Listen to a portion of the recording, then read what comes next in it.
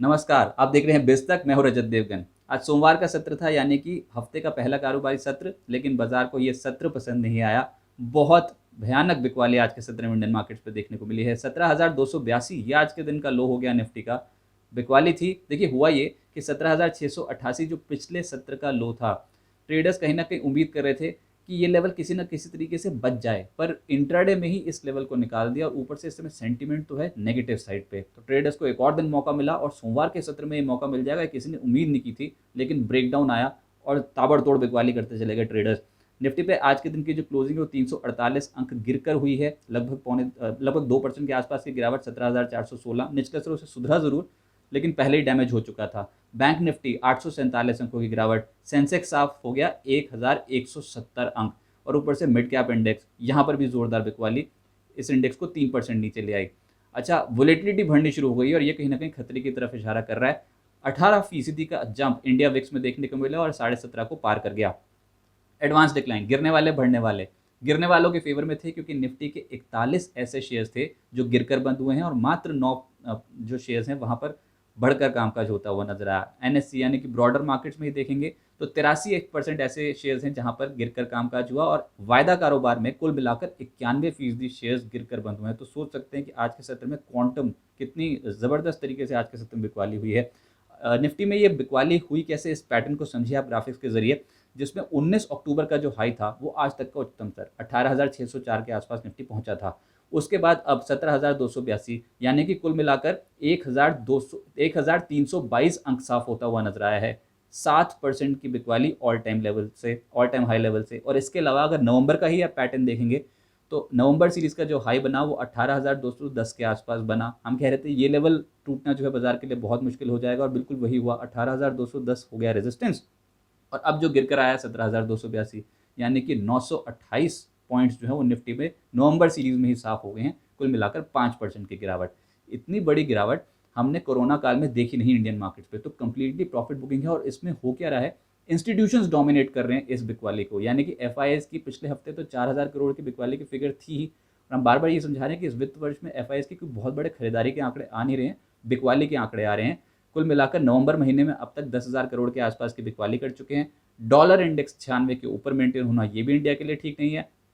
और ऊपर से अब सरकार ने फार्म लॉस की जो वापसी लेने की बात की, उससे आज थोड़ा सेंटीमेंट डगमगाया, और बाजार को यहाँ पर पसंद नहीं आया। ऊपरी स्तरों पर मुनाफा वसूली साफ तौर पे इसके चलते भी हुई। यूरोपियन कंट्रीज़ में फिर से कहीं ना कहीं कोविड का खतरा पैदा हो गया है, और यूरोप में कई ऐसी कंट्रीज़ हैं जहाँ पर फुल लॉकडाउन इम्पोज हो गई है। अच्छा, ऊपर से हुआ ये कि एक रिलायंस की तरफ से भी ट्रिगर आ गया। कहते हैं रिलायंस सऊदी अरामको की जो डील कैंसिल हुई उसके कारण आज भारी भरकम बिकवाली हुई है, और रिलायंस इंडस्ट्रीज खुद 4% के आसपास आज के सत्र में टूटा हुआ नजर आया। अब इतना हैवी वेट स्टॉक अगर 4% टूटेगा तो आप समझ सकते हैं कि बाजार की क्या हालत होने वाली है। अब सबसे बड़ा ट्रिगर प्राइमरी मार्केट से है। प्राइमरी मार्केट जहां पर इंस्टीट्यूशंस, निवेशक फंसते हुए नजर आए हैं बाजार की तेजी में। अब जब बाजार ने पकड़ा है रिवर्स गियर, तो सबसे ज़्यादा इंपैक्ट पड़ रहा है प्राइमरी मार्केट पे, और इसका जो सबसे बड़ा जो सेंटीमेंट डैमेज किया है वो है पेटीएम ने। हम बार बार यही समझा रहे थे कि एक रिपोर्ट आई है, और ये जो पेटीएम के ऊपर रिपोर्ट मैक्वेरी की है, उन्होंने टारगेट दिया था 1200, इश्यू प्राइस से 44% नीचे का टारगेट। आज के दिन का जो लो है पेटीएम में वो है 1,248 का, यानी कि करीब करीब 1200 तक तो पहुंच गया था। लेकिन निवेशक जो फंस गए और सेंटीमेंट जो डैमेज हुआ है इंस्टीट्यूशंस का, उसके चलते भी उसका कैस्केडिंग इफेक्ट, यानी कि उसका रब ऑफ इफेक्ट है बाकी की मार्केट पे भी आता हुआ नजर आ रहा है। आज के सत्र में भी पेटीएम 20% लुढ़क गया था इंटरडे में, लेकिन कुल मिलाकर 12.5% के आसपास गिरावट क्लोजिंग बेसिस पे होती हुई नजर आई। फिनो पेमेंट्स बैंक, अब इसका रब ऑफ इफेक्ट देखिए बाकी की प्राइमरी मार्केट पे। फिनो पेमेंट्स बैंक 12.5% नीचे। सिगाची इंडस्ट्रीज जो चल रहा था आज रिवर्स गियर में था, 5% नीचे। सेफायर फूड्स इंटरडे में तो जमकर बिकवाली हो रही थी, लेकिन रिकवर कर गया, इंटरडे बेसिस पे राहत मिली, और 2.5% नीचे। तो प्राइमरी मार्केट अब कहीं ना कहीं ऊपरी स्तरों पे प्रॉफिट बुकिंग जमकर हो रही है, और कारण स्पष्ट है। पेटीएम जो अब तक का सबसे बड़ा इशू था वो फ्लॉप हुआ, और उसने इस समय रब ऑफ इफेक्ट कर दिया प्राइमरी मार्केट पे। निफ्टी पे अगर आप गिरने वालों के नाम लेंगे तो कौन सा बड़ा ऐसा शेयर नहीं है जो आज गिरकर कामकाज नहीं कर रहा था। Bajaj twins, Bajaj finance, Bajaj Finserv 4-5%, 5.5% नीचे। टाटा मोटर 4.5% नीचे। रिलायंस इंडस्ट्रीज खुद 4% नीचे। NTPC, IOC, SBI, Titan, UPL 3% से ज़्यादा गिरावट इन तमाम स्टॉक्स में देखने को मिली। कोटक महिंद्रा बैंक और बजाज ऑटो भी पीछे नहीं रहे, यहाँ पर भी प्रॉफिट बुकिंग हुई।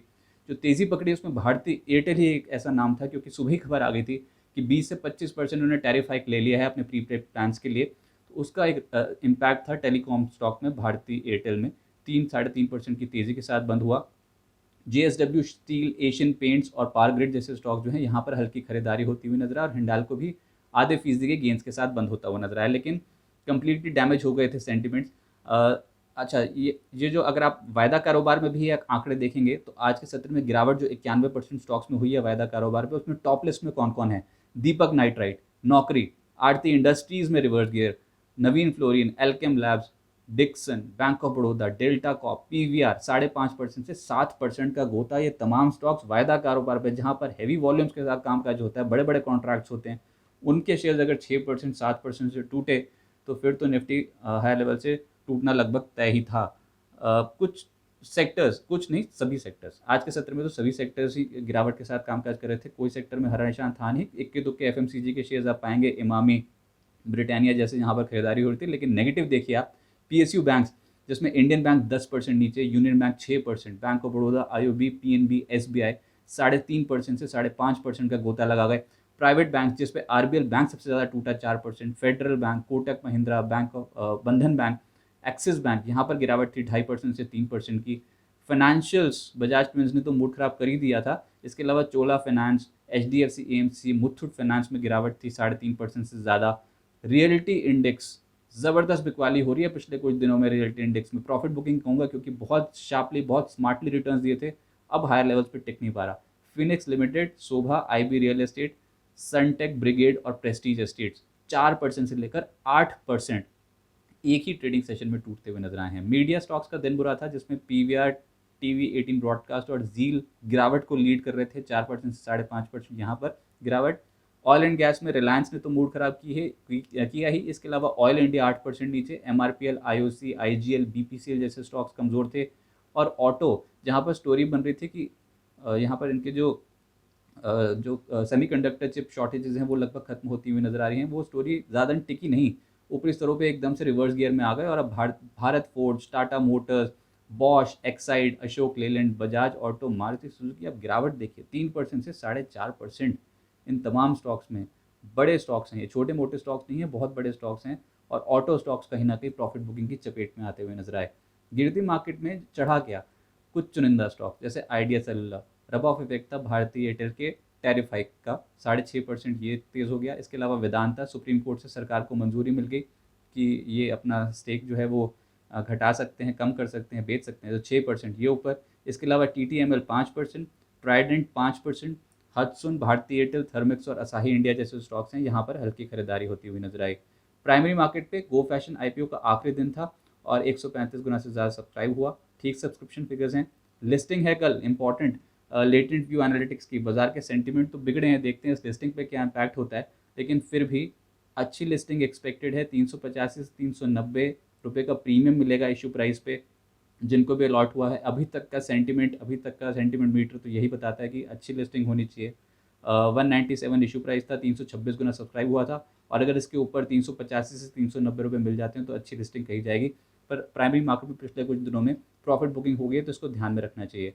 अच्छा, अब इम्पॉर्टेंट क्या है, देखिए इतनी ज़बरदस्त बिकवाली और FIS की बिकवाली तो थी ही, अब रिटेल निवेशकों का भी कहीं ना कहीं भरोसा जो है इंडियन मार्केट से थोड़ा बहुत डगमगाया है।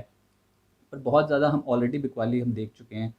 ऑल टाइम हाई लेवल से अगर 1300 पॉइंट करेक्ट हो जाते हैं, 7% के आसपास की निफ्टी पे इतनी ज़्यादा गिरावट हो जाती है। हालांकि ये कोरोना काल में सबसे बड़ी बिकवाली साबित हो रही है, देखते हैं कहाँ पर रुकती है। पर फिर अब सेंटीमेंट जो डैमेज हुआ है 17,200 17,400 की रेंज पे पहुँच गए हैं, तो 17,000 17,200 हो सकता है कि इस सीरीज़ में एक्सपायरी नज़दीक है, ये लेवल ना टूटे।